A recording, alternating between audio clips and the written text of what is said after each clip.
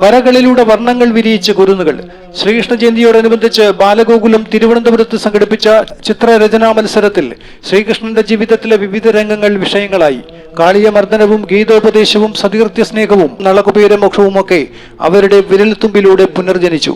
ബാലഗോകുലം തിരുവല്ലം നഗരത്തിന്റെ ആഭിമുഖ്യത്തിൽ പനത്തുറ സുബ്രഹ്മണ്യസ്വാമി ക്ഷേത്രം ഭജനമഠത്തിൽ നടന്ന ചിത്രരചനാ മത്സരം Ashtapadi school of arts director doctor Sathidevi ഉദ്ഘാടനം ചെയ്തു.